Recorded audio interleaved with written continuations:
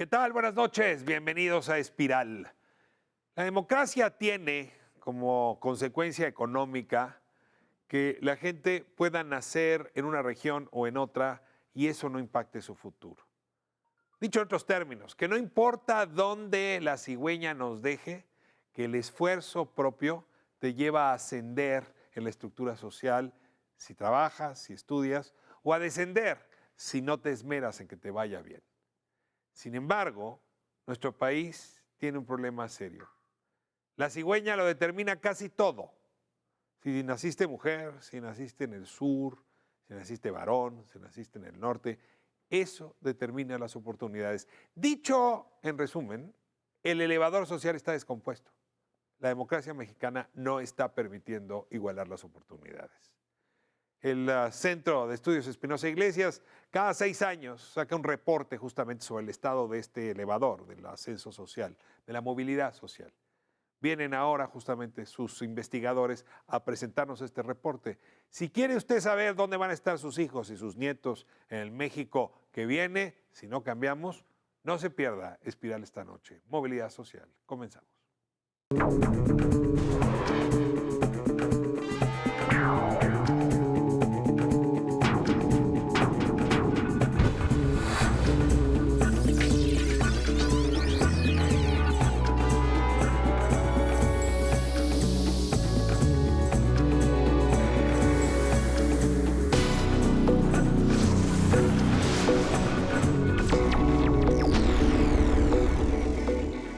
El ascensor social en México parece descompuesto desde hace ya muchos años. El Centro Espinosa Iglesias, lo decía hace un momento, le ha dedicado tiempo a explorar justamente el fenómeno de la movilidad social. Les doy la bienvenida a quienes han venido trabajando y estudiando el tema y ahora además hay nuevo reporte, nuevos datos. Lo anunciaba hace un momento, me da muchísimo gusto tenerles aquí. Como es tradición aquí en Espiral, les voy a pedir que se presenten ustedes. Roberto Vélez Grajales, comenzamos contigo. ¿Quién eres y por qué estás aquí? Bueno, antes que nada, muchas gracias por la invitación. Estoy encantado de regresar. Soy el director ejecutivo del Centro de Estudios Espinosa Iglesias y como ya lo has dicho, el centro tiene muchos años trabajando el tema de movilidad social y a mí en lo particular me ha tocado coordinar ese proyecto desde el año 2010 más o menos.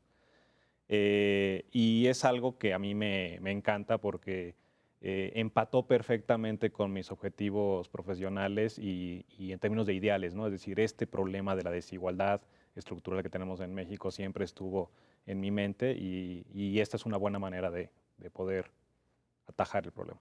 Muchísimas gracias por estar aquí, Roberto, y por utilizar Espiral para compartir el conocimiento que han venido produciendo. Gracias. Rodolfo de la Torre, de nuevo, aquí está tu casa, qué gusto tenerte. Un gran gusto también estar nuevamente. Yo realizo investigación y dirijo el programa de desarrollo social con equidad en el Centro de Estudios Espinosa Iglesias. Además, soy profesor del CIDE. Y la verdad estoy aquí porque, en último término, lo que nos anima en todas las actividades es el bienestar. Y no hay algo más ligado al bienestar que las oportunidades de alcanzarlo y la movilidad social que viene acompañado con tener esta igualdad de oportunidades. Y eso es lo que hay que empujar y ese ha sido mi interés durante todo el tiempo que he dedicado a realizar investigación aplicada. Ahora, eres de las cabezas mejor amuebladas para la evaluación justamente en materia de oportunidades, en materia de condiciones materiales, de pobreza, de desigualdad.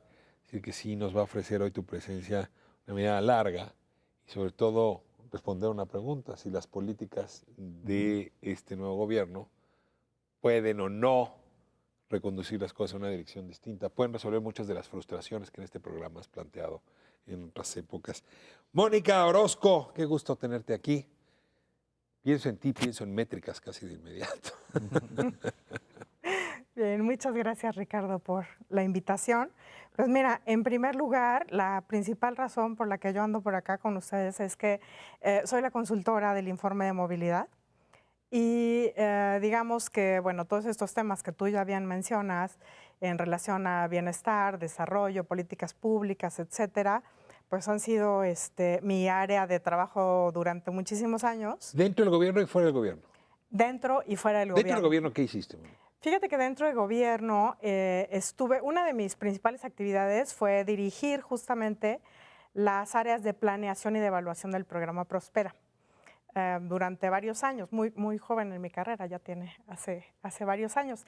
Y estuve también bastante tiempo en la dirección de prospectiva de la Sede Sol y en últimos años, hace ya varios también, en el Instituto Nacional de las Mujeres. Entonces, una de las razones por las que estoy acá con el informe de movilidad es que justamente el tema de género y desigualdad de género y desigualdad de oportunidades es uno de los temas en los que el Centro Espinosa Iglesias tiene un gran interés y que forman parte de este nuevo informe. Yo tengo que decir que de alguna manera estoy con mis maestros, les agradezco mucho en trabajos previos lo que me ayudaron y aprovecho para decírselo.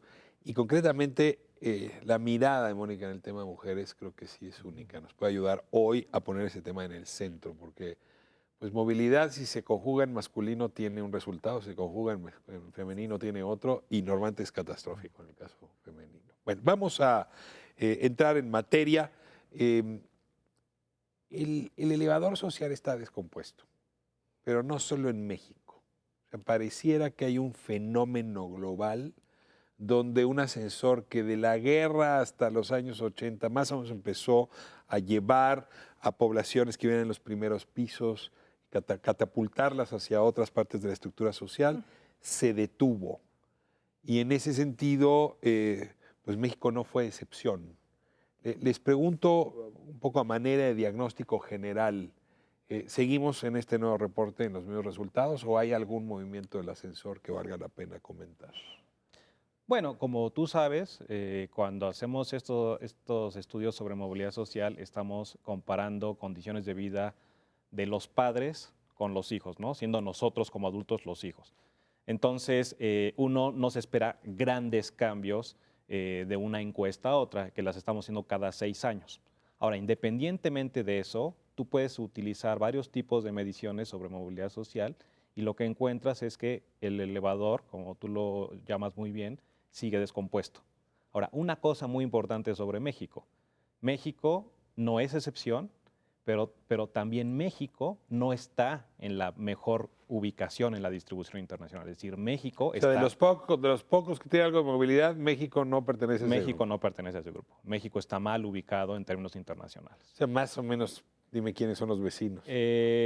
O sea, si hablamos de una clasificación Sí. internacional muy grande, por ejemplo, el Banco Mundial el año pasado colocó a México en el lugar 106 de 144. O sea, la potencia 11 del mundo está en el lugar 106 en materia de ascensor social. De Sí, movilidad en términos social. de movilidad educativa. Ahí está. A ver, Rodolfo, te pido una clase breve. ¿Qué es eso de la movilidad social? Bueno, es una forma de identificar qué tanto progresamos y en todo progreso siempre hay un punto de referencia. Podemos medir nuestro desempeño en ingreso respecto a lo que fue el año pasado, pero en el caso de la movilidad social se habla de cambios de una generación a otra. ¿A qué se dedica mi papá? ¿A qué me dedico yo? ¿A qué se dedica mi hijo? ¿Cuánto ingresaba yo? ¿Cuánto ingresa mi hijo? Varias cuestiones que tienen que ver con los años de vida que en promedio vivía la generación de nuestros padres, lo que ahora esperaríamos vivir nosotros, los años de escolaridad que vamos a alcanzar respecto a los que pudieron alcanzar nuestros padres, también el tipo de ocupación, incluyendo la remuneración respecto a lo que ocurrió con nuestros padres, y otros elementos, incluyendo la riqueza, la posibilidad de acumular algunos activos que son indispensables para la vida y Ahorro otros. familiar. Y también poseer una casa, los contenidos que tenemos para A ver, una pregunta. ¿Y para movilidad amueblarla, no es etcétera. también, pues, digamos, dónde estaba yo a los 18 años y dónde estoy a los 50? Si no hubo ascenso porque fui a la universidad y eso. ¿Eso no es también movilidad social? Por supuesto, pero esa es una movilidad dentro de una generación. Ajá. ¿Cómo me comparo conmigo mismo? Pero es muy aleccionador pues tratar de ver si al pasar las generaciones estamos heredando, por ejemplo, condiciones de desigualdad o algún tipo de progreso que nos acerca pues a tener una sociedad menos dispar, menos polarizada, en donde las oportunidades pues aumentan, pero aumentan un poco más para los que estaban retrasados. Ahora, movilidad no solamente es ascender, también puede ser descender. Exacto. ¿No? Si no me equivoco, Mónica, nuestro país, y nuevamente no es la excepción, tiene algo de movilidad, ¿no? Digamos, de abajo hacia arriba si eres varón, pero hay bastante movilidad de arriba hacia abajo si eres mujer y de pronto pierdes a tu marido, a tu papá. Es decir, sí está muy ligada la movilidad de la mujer todavía a su dependencia con los varones. ¿Me ayudas ahí un poco a explicar esto? Sí, es correcto. Fíjate, hay como dos fenómenos. En la parte de abajo, ¿no? O sea, las mujeres cuyos padres estaban en condiciones menos favorecidas cuando tenían ellas 14 años, y en comparación con las mujeres que estaban, o sea, hijas de los padres en los estratos más altos, ¿no? De la distribución nacional, pues, del bienestar, del ingreso. Estas mujeres tienen, abajo tienen menos posibilidades de salir de la pobreza comparado con los varones. Varias explicaciones al respecto. Hay factores estructurales que son de carácter cultural, hay otros que son sobre todo ligados a las oportunidades, a las posibilidades de, por ejemplo, insertarse al mercado laboral y lograr autonomía. Embarazo temprano. Es correcto. Hay un conjunto de... El mercado del matrimonio al que tienen acceso no es el mejor.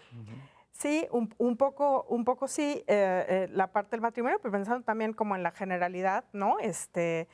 Mujeres solteras inclusive o mujeres que no están unidas también experimentan este tipo de situaciones, sobre todo madres solteras, jefas de familia, ¿no? Entonces hay barreras, puertas cerradas, digamos, para la mujer que nace en los primeros pisos de la construcción. Y para las mujeres del penthouse, ¿cómo les va la vida? Y para las mujeres que están arriba hay una propensión mucho mayor en comparación con los hombres de caer. O sea, no importa que también te divorcias, naciste, no te dan la pensión, te caes. Pierdes, te quedas huérfana, no había herencia, te caes. Exacto. Fíjate que este tema de la herencia es sumamente importante y lo vamos a platicar porque tiene muchísimo que ver, por ejemplo, con la movilidad ocupacional de las mujeres, ¿no? En ciertos sectores, como el sector agrícola, por ejemplo, donde los temas de herencia son sumamente discriminadores. O sea, el papá le deja a los hijos, no a la hija. Es correcto. Como en las grandes empresas, ¿eh? No conozco una gran empresa, bueno, creo que hay una en México, que heredaron a la hija. Todos los demás son los hijos, ¿no? Es una tradición mexicana. Es bastante importante este factor como determinante de a dónde van a dar las mujeres a lo largo de su vida, pues, y respecto de sus padres. Ahora, con esto explicamos más o menos gráficamente qué es la movilidad. Y ahora la siguiente pregunta que yo les propondría tiene que ver con los propulsores de la movilidad. O sea, cuando yo nací me decían que si estudiaba mucho iba a tener una buena chamba, si chambeaba mucho iba a tener una buena vida. La educación como motor de movilidad, ¿lo es? La migración permite movilidad, es movilidad. El primer empleo es movilidad. Sí, les pregunto, y tú tienes un trabajo sensacional.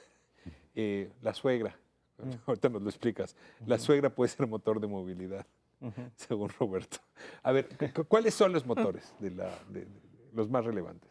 O sea, históricamente se habla de la educación, ¿no? ¿Quieres explicar lo de la suegra para resolverlo y luego ya nos metemos en serio? No, lo de la suegra es simplemente una cuestión que tiene que ver con una cosa que ya mencionaba Mónica en términos ocupacionales, ¿no? Entonces, si tú como hombre provienes de un hogar donde la mamá estaba inserta en el mercado laboral, normalmente te acabas emparejando con una mujer que va a hacer lo mismo. Y a tu hija le vas a dar apoyo igual, ¿no? Vas a hacer una distribución de recursos mucho más pareja al interior del hogar en términos de género. Jóvenes, mujeres, cásense con un tipo cuya madre haya trabajado. Más o menos el consejo, ¿no? Aunque ya luego entramos a la discusión sobre el mercado de matrimonios y qué tan segmentado está y eso qué tanto provoca que se reproduzca la condición de origen. El mercado de matrimonio Pero lo bueno. dejamos para el tercer sector. Sí. Esto no es Televisa, pero Televisa hacía telenovelas dedicadas a hablar justamente de la relación con el Bueno, patrón. pero en las telenovelas lo que hacían es que el matrimonio era el que sacaba, y normalmente sacaba a una mujer de No, la la pobreza, trabajadora ¿no? del Ajá. hogar que Sí, se sí, sí. enamoraba del patrón, el patrón Sí. también, Sí, y muy eso la Televisa. sacaba. Era Sí, sí, muy sí, sí, modelo del viejo tigre, ¿no? Sí, sí, sí, Azcárraga. sí. Pero a ver, dejemos de broma a un lado, esto me lo No. guardo para el tercer segmento. Educación, ¿funciona? O sea, lo que te decía, históricamente se entiende la educación como el principal motor de movilidad social, sobre todo porque los estados rápidamente empezaron a hacerse cargo de temas educativos, ¿no?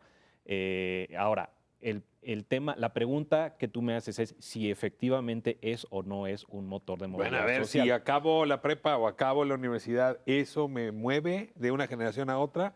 ¿O no sirve ya estudiar hasta doctorado? Sí sirve. En promedio, tú lo que logras son mejores niveles de ingreso conforme tienes un nivel de capacitación más alto, sobre todo en un mundo como en el que vivimos hoy, donde el conocimiento hace toda la diferencia. Ahora, el problema no lo veo de ese lado, el problema es cómo tú adquieres ese conocimiento.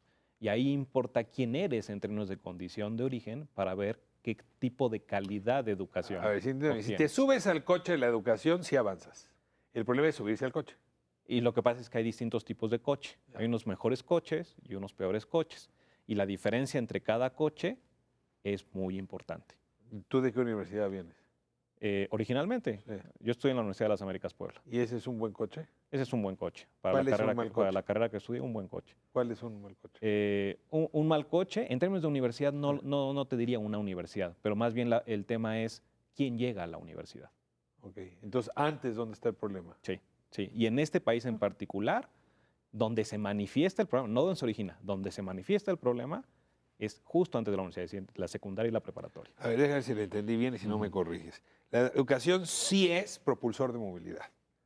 El tema es que el acceso a la educación en México pues es muy asimétrico. Sí. Hasta ahí vamos. Sí. A ver, ayúdame a desglosar un poco más. ¿Cuáles son las barreras de entrada a la educación que estarían determinando la movilidad? Bueno, ¿qué tan lejos llegas en nivel educativo? Depende de dos cosas. Una, las oportunidades que tienes para acceder a esa educación y no nada más para estar en la escuela, sino para llegar bien nutrido, con los útiles escolares, con conocimientos incluso generados en la familia que te ayudan en la escuela. Y otro es el esfuerzo que realizas. La educación en el caso de México tiene barreras desde antes de entrar a la escuela. ¿En la alimentación, dices tú? Desde la educación de los padres. La educación misma de los padres se transmite en mayores impulsos o menores impulsos a que los hijos estudien. Si el padre no acabó primaria, la hija no va a acabar primaria.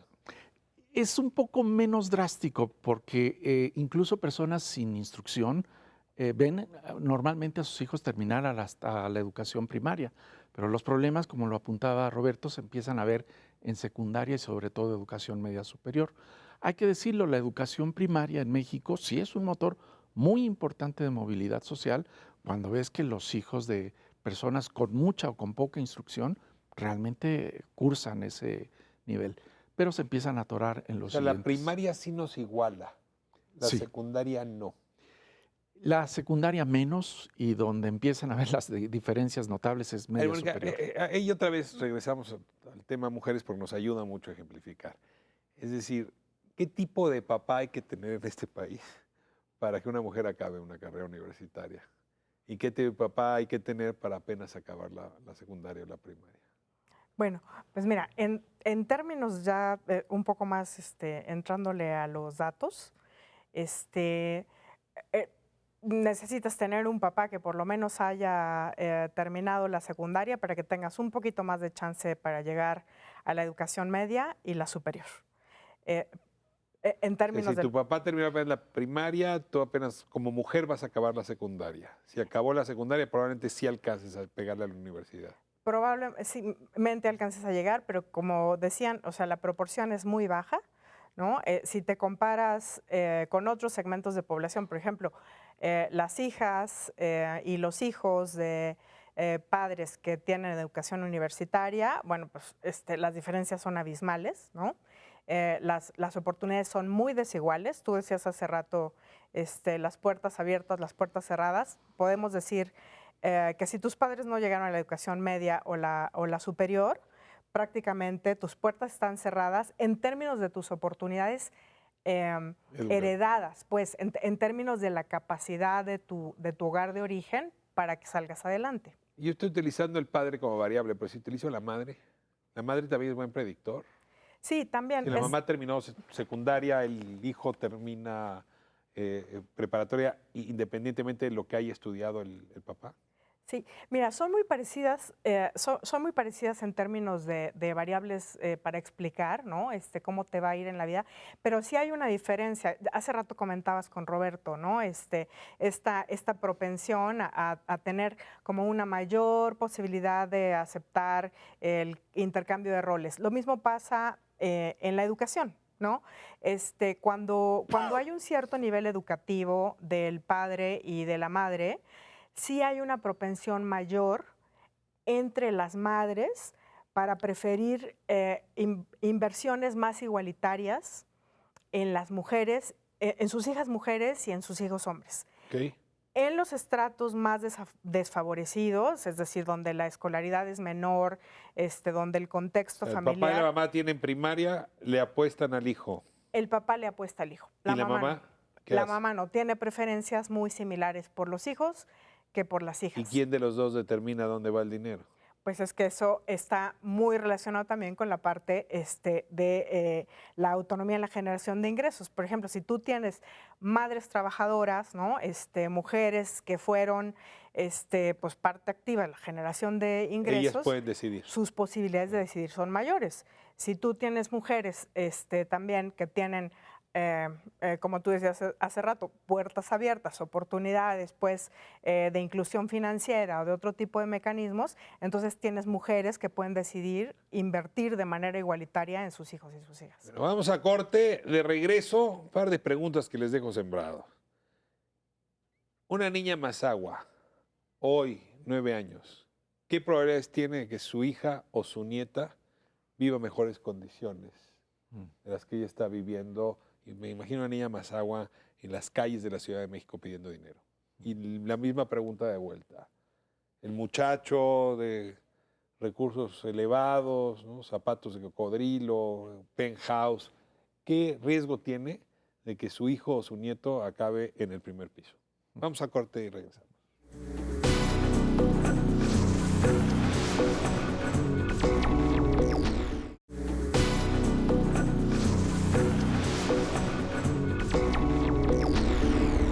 Estamos de vuelta en Espiral, hablando del ascensor social, de la movilidad social.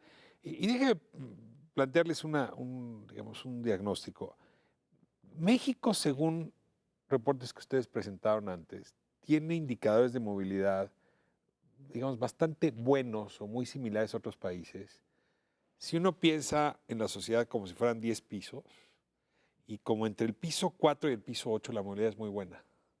O sea, hay gente que nace en el 4 y va al 8, hay gente que nace en el 8, cae en el 4, más o menos con la misma dinámica que uno observaría en otras sociedades. El problema es haber nacido en los pisos 1 y 2, o la ventaja de haber nacido en los pisos 9 y 10, porque ahí sí es muy difícil cruzar la puerta y subir. A ver, ayúdenme a explicar esto, porque hay una parte que funciona, es como si el edificio funcionara muy bien el ascensor en el piso 4, digo, normalmente los ascensores tienen que funcionar desde el piso 1, funciona bien el piso 4, pero no funciona bien el piso 1, ¿por qué? Es una cuestión de distancias. Básicamente decir, la distancia entre los que están más arriba y los que están más, y los que están más arriba con relación a los que están en medio, con relación a los que están hasta abajo, es muy grande. La distancia de los que están hasta abajo con relación a los que están en medio y los que están arriba es muy grande. La distancia entre los que están en medio, no es tan grande. Entonces, o sea, los pisos de en medio están más comprimidas. Están más comprimidas. Entonces, pero para entender eso... Casi no necesitas el elevador, con la pura escalerita subes. Sí, o sea, pero para entender eso, a mí me gusta la idea de las distancias, pero también siempre cuando pensamos en movilidad debemos pensar en las dos nociones de movilidad. Es decir, una cosa es la fluidez en términos de posiciones, si se ocupa el lugar 1, 2, 3 o 4, y la otra cuestión que la que tienes que pensar es en los niveles de vida, ¿no?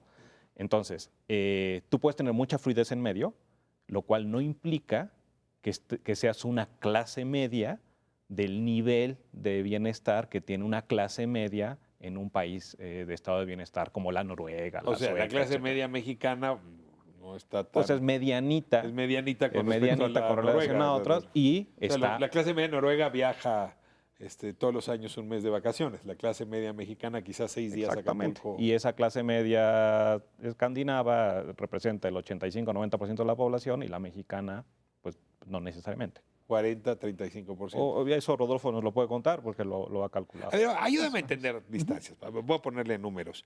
Primer piso, una persona en el primer piso anda como en 77 pesos diarios. Quizás menos, porque Menos. estamos hablando de la pobreza O sea, más un extrema. niño del primer piso anda en menos de 77. según Sí, Denis. sí, sí, cuando más en 40 pesos posiblemente. Hay una gran pobreza en el primer nivel. Si te arrojo la pregunta en el piso 5, ¿no? Ahí en la clase media, ¿como cuánto andará el ingreso diario de ese niño? Pues estaríamos en el promedio nacional, entonces Sí, más o entre- menos unos 10,000, entre 10,000 y 15,000 pesos Mensuales. mensuales. Estamos No, hablando pero es por de- familia, entre 3.7, entre Exacto. 30 días. Ujú. O sea, Sí, por supuesto. Sí, habría que convertirlo a personas y en personas yo creo que estaríamos hablando de pues algo así como unos 3,000 pesos mensuales también. más o menos por persona. Sí, sí, sí. Ujú. Ok. Así es. Eso es lo que estaría ganando y contra 2,000 pesos más o menos, no menos, No menos. sobre 700 pesos, para ponerlo mensual. En el primer piso, ese niño tiene 700 al mes. En el quinto piso, ese niño tiene 3,000 pesos al mes. Sí, sí. Esa es la distancia. Sí. Y en el último piso, sí estamos hablando de un niño que andaría ahora sí sobre 15,000, 20,000 pesos al mes. Así es, Esa es la efectivamente. distancia. Esas sí. son las distancias. Sí, sí, Ya sí. con Y eso sin puedo- contar el penthouse minúsculo que hay hasta arriba. Que No, ya- bueno, ese ya es incontable, ¿no? Exactamente. Son como 2 millones de pesos diarios. Por Más o ejemplo. Sí, sí. menos. Ok, esa es la manera de contar. Ahora, yo lo estoy contando con ingreso, Ujú. pero ustedes lo ven con otros indicadores. O sea, la diferencia en salud, la diferencia en educación, la diferencia en infraestructura. ¿Cómo medir esas distancias? ¿Cómo las miden? Sí, o sea, por ejemplo, en educación, que ya lo mencionaba Mónica en el bloque anterior, si tú comparas la probabilidad que tiene una persona que tuvo un padre sin instrucción para que ésta pueda lograr educación superior contra alguien que sí tuvo padres con educación superior, la distancia es 13-1. 13 a 13 a 1. 1, ¿no? Esa es la distancia en O los sea, si me pongo a extremos. jugar dados, mi ventaja es de 13 veces, 13 veces. sobre ti. Sí, así, ¿no? O sea, la cigüeña lo decidió todo. Todo, ahí es donde tú te das cuenta de que individualmente no se pueden resolver las cosas. Es decir, el individuo obviamente importa, existe este componente de esfuerzo, pero esta lotería de la vida, A ver, yo me acuerdo, y si me equivoco me corriges, de alguna encuesta donde ustedes preguntaban las razones de la circunstancia económica de las personas. Y la gente explicaba, bueno, porque a Dios así lo quiso. Porque, ¿te refieres a las preguntas? Sí, ¿por qué estás en el piso 1? Porque Ujú. Dios así lo quiso. Ujú. O porque pues, no soy lo suficientemente trabajador, o porque no le echo suficientemente ganas. O sea, cosas que tenían que ver no con la estructura de nuestra sociedad, que es asimétrica, sino con las características de la persona. tú hablabas- ¿Eso ha cambiado? Mira, esa pregunta no la hicimos en esta encuesta, Ujú. hasta donde yo recuerdo, pero si hablamos sobre el resultado de esa pregunta, cuando sí la tuvimos, nosotros diferenciamos entre cuestiones que son responsabilidad del individuo y cuestiones que están fuera de las posibilidades de control del individuo, ¿no? Y lo que te dabas cuenta es que está normalizada esta idea de que la gran parte de las situaciones son una responsabilidad individual, ¿no? Entonces dices, tú les preguntas, ¿no llegaste a este nivel educativo por qué? Y en un promedio importante te van a decir que por ellos, por flojos, ¿no? No le eché ganas. No le eche ganas, ¿no? Se Entonces, le puede reconocer que hubo necesidad de trabajar en casa. sí, Que ahora el papá te pidió que te fueras a vender. eso yo lo veo como un gran bono, porque tú la posibilidad que tienes como país, es decir, si la gente está asumiendo la responsabilidad, entonces lo único que hay que hacer es dar la vuelta, ¿no? Pero establecer las condiciones para que puedan hacerlo. ¿no? Entonces, yo no lo veo, no veo negativo el sentido de la respuesta, porque entonces lo que tú tienes ahí es un espacio de oportunidad importante como país. Aparte de la educación, ¿qué otras variables tú pones como centrales para la movilidad, en las que son determinantes, digamos, de la movilidad? Pues mira, la consecuencia directa de la movilidad educativa es la posibilidad de insertarte de manera adecuada en un mercado laboral, ¿no? Que te dé una un buen puesto de trabajo con un mejor ingreso. Pero para que eso suceda, además de esta situación de origen que es como de carácter individual, ¿no?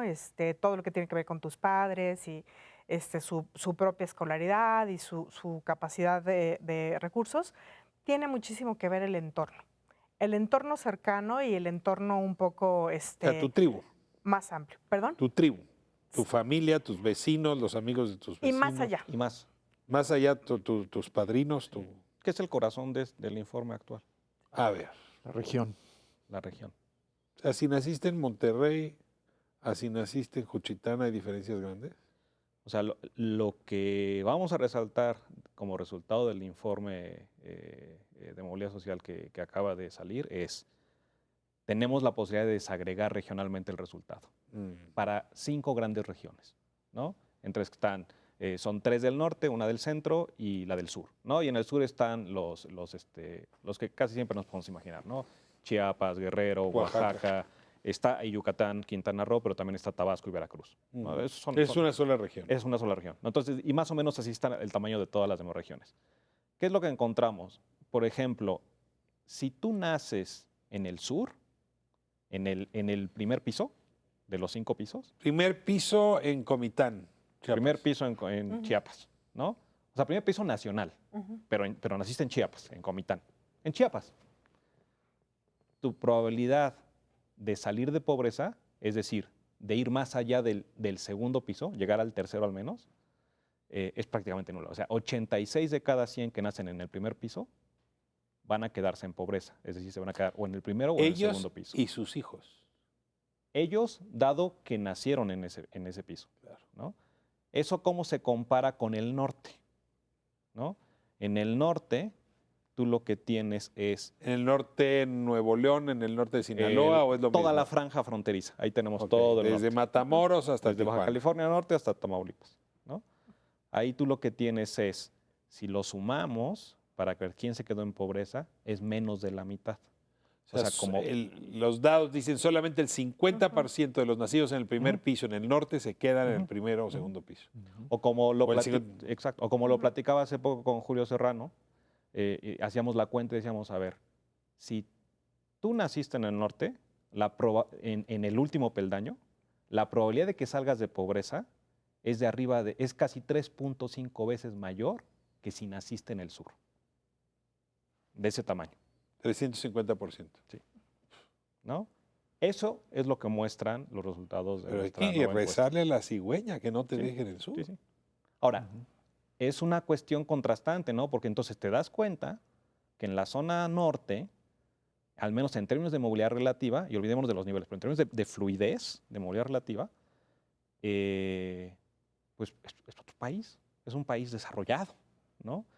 Vas al sur y es dramático, ¿no? Entonces, cuando hablábamos esto de 70, 75 de cada 100 que nacen en el primer piso desafortunadamente van a morir en pobreza, por la densidad poblacional, la gran mayoría se explica por los que nacen en el sur. Ahora, esto te explica la migración. Esto te Totalmente. explica por qué sales pitando a Guerrero y te pones en San Quintín a ver qué puede ser con los jitomates, por qué hay una zona en Tijuana que se llama Oaxaca, California. Es decir, la migración puede ser motor. Y ya les pregunto, y de plano irte del otro lado, ¿no? O sea, eso te ayuda también luego cuando regresas o cuando mandas dinero a moverte. La migración sí es una de las escaleras de la movilidad, ¿es correcto? Y en este fleco de la conversación donde las regiones importan. Sí, totalmente. Y bueno, además hay que decir varias cosas de la migración. Uno, sí representa una posibilidad de salir de un contexto, de un entorno precario, hacia otros lugares que sí te brindan más oportunidades.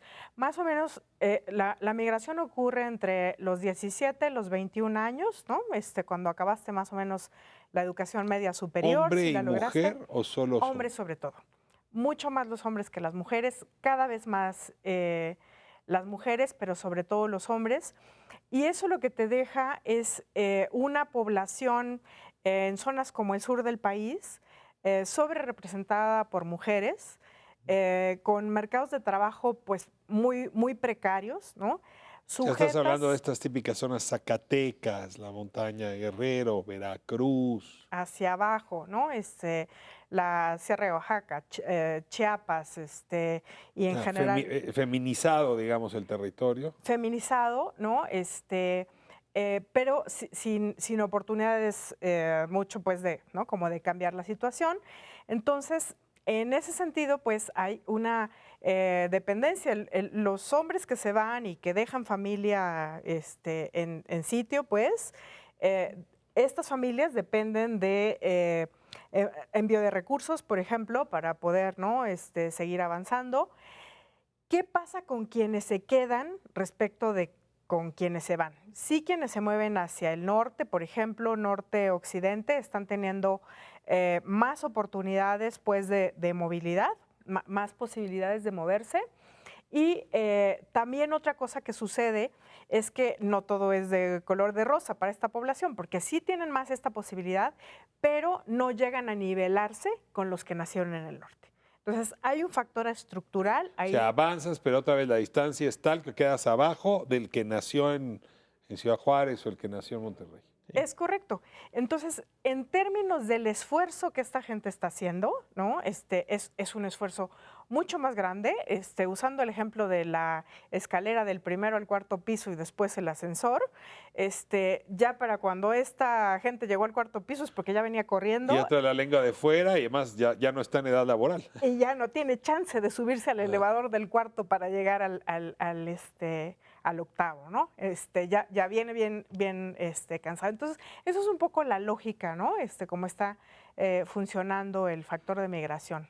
Ahora, hay transferencias. Este país decía, hablabas de prospera, oportunidades, pues ha venido aportando a los niños que van a la escuela, a los niños que se atienden en la salud, y bueno, con aportaciones que han sido mensualmente ya durante mucho tiempo. Quiero saber si así como la inmigración está, digamos, este subsidio, este apoyo, esta transferencia ha ayudado a esas poblaciones a moverse.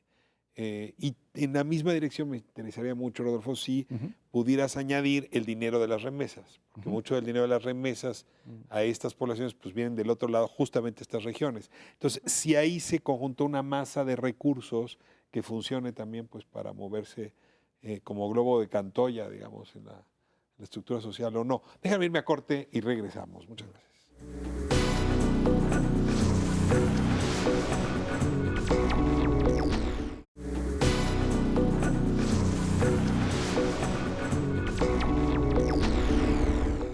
Estamos de vuelta en Espiral. ¿Ustedes recuerdan a este candidato a la presidencia que llevaba por nombre Gabriel Cuadri, que fue, creo que por el PANAL, por el Partido de los Maestros? Gabriel Cuadri, en un borrachazo seguramente, no creo que lo haya dicho en un estado de sobriedad, escribió que el país sería otro si no tuviéramos a Chiapas, si no tuviéramos a Guerrero, si no tuviéramos a Oaxaca. Lo que están ustedes diciendo es que Cuadri en algún lugar tiene razón, o sea, los números serían distintos. Es inmoral lo que estoy diciendo, pero hay algo de lo que ustedes están diciendo que hace sintonía con este asunto. A ver, les pregunto, Rodolfo.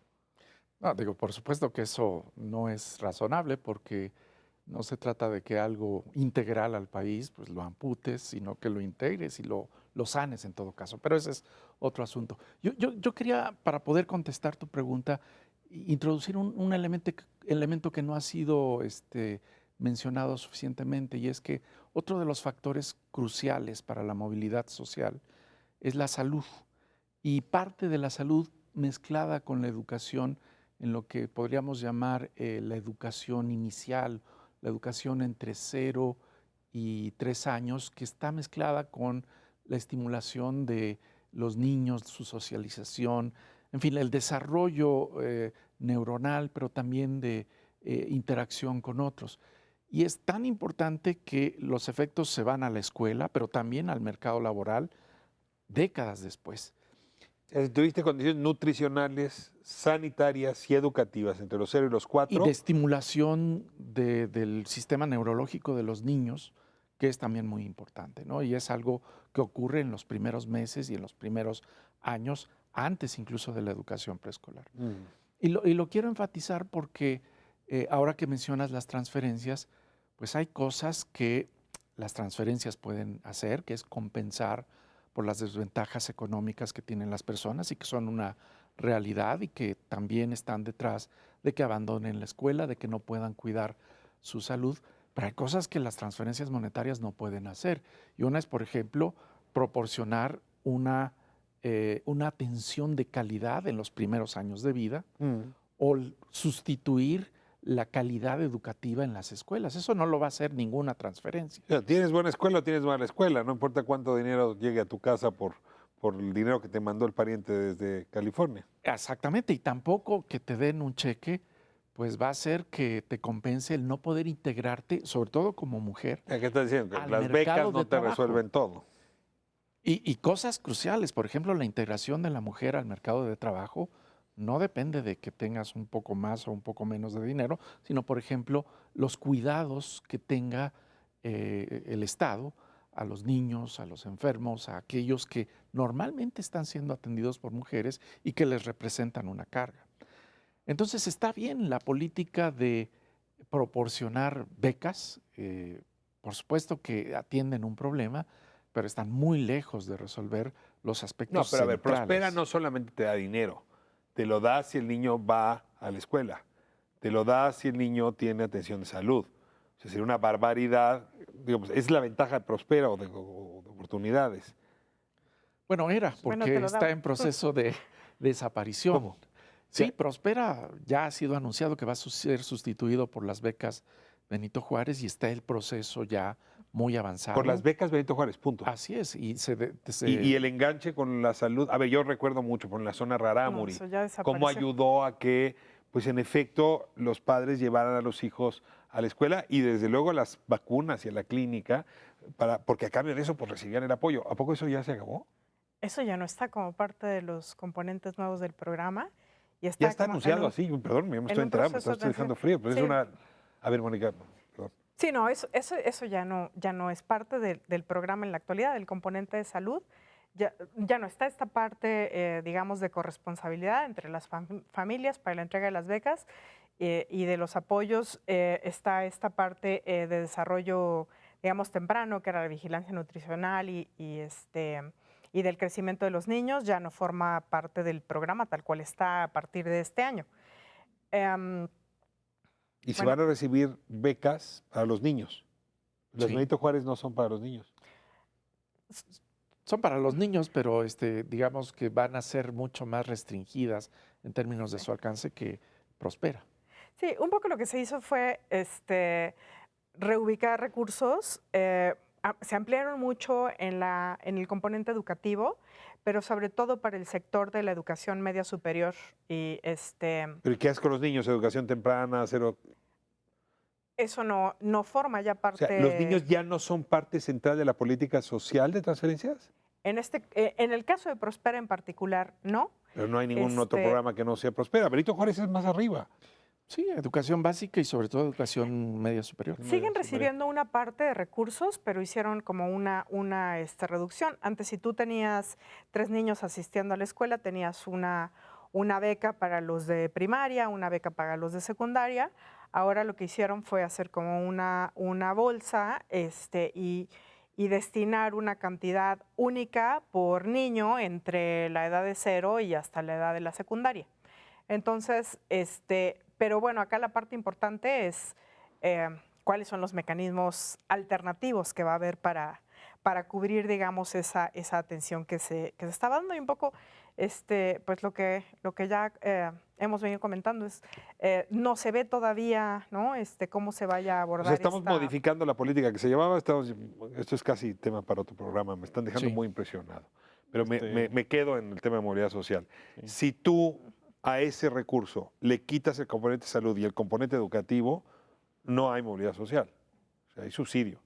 Te sirve para medianamente mantener niveles de consumo, pero eso no te lleva a que la siguiente generación viva mejor, ascienda en la escala, llegue al piso 4, ascienda hasta el penthouse. Sí, o sea, yo creo que sí es tema como para 3 programas o Ok. más, ¿no? Pero yo quiero recuperar tu primer comentario. O sea, si quieres regresamos a eso, pero yo sí quiero recuperar tu primer comentario que tiene que ver con esto de la potencial amputación de algunas entidades federativas para deshacernos del lastre, entre comillas, ¿no? De hecho, No sé, el comentario del cuadri. sí, es ese comentario. O sea, de hecho, nuestro informe, el título que lleva es Hacia la igualdad regional de oportunidades. Es decir, lo que nos está explicando en buena medida estas diferencias abismales entre lo que observamos en el norte y en el sur en términos de opciones de movilidad social, se explica de manera muy importante por la desigualdad de oportunidades. ¿Y qué significa desigualdad de oportunidades? Y en el bloque anterior comentamos algo al respecto, es decir, aquellas cosas sobre las cuales las personas no tienen control en su vida, ¿no? Entonces, ¿qué cosas sobre las cuales no tienes control en tu vida pesan más para el logro? Lo que está sucediendo en México es que esta desigualdad, ya sea entre las personas o entre las regiones, se está explicando en buena medida por razones sobre las cuales las personas no tienen control, Claro. ¿no? Entonces, cuando te dicen, es que la desigualdad de resultados es el resultado del esfuerzo, sí, es el resultado del esfuerzo y de la desigualdad de oportunidades. ¿De qué tamaño sería la desigualdad de resultados si no hubiera desigualdad de oportunidades? Sería menor. Y lo que estamos encontrando en el informe es que una proporción muy importante de la desigualdad de resultados se debe a la desigualdad de oportunidades. Bueno, pero a ver, viene la siguiente pregunta obvia. Pues, ¿qué tiene Monterrey que no tenga Chiapas? Digo, cualquiera podría decirme 1000 cosas. El Cerro de la Silla versus las lagunas. Pero, ¿qué hay? ¿Por qué? ¿Por qué Chiapas? A ver. Mira, te lo pongo siguiendo la analogía que me parece muy importante de Roberto. Imagínate que vamos en un avión moviéndonos, pero a uno de los motores no le das una línea de combustible, no le das mantenimiento, no le tienes cuidados y lo que piensas es, bueno, pues si corto ese motor, pues voy a ir más ligero y con el que me queda voy rápido, ¿no?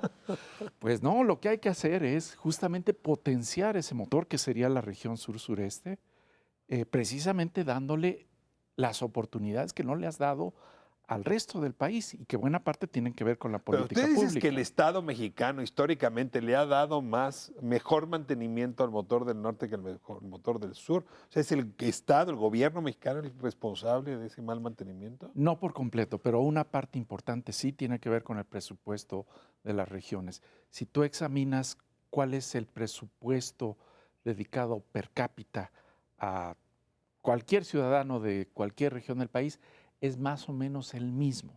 Lo cual quiere decir que aquellos que tienen más necesidades no se las estás reconociendo ni les estás dando lo necesario O sea, para tendrías que darle desarrollar más sus a los que esfuerzos. menos tienen. Digamos. Exactamente. Y si no le estás dando eso, pues estás desperdiciando un potencial de crecimiento, de movilidad para el país en su conjunto, nada más para ese lugar. Ahora, ese presupuesto es en salud, ese presupuesto es en educación. ¿Qué más tiene de particular nacer en Hermosillo versus nacer no sé, en cualquier población de Guerrero, en Tlapa, Guerrero?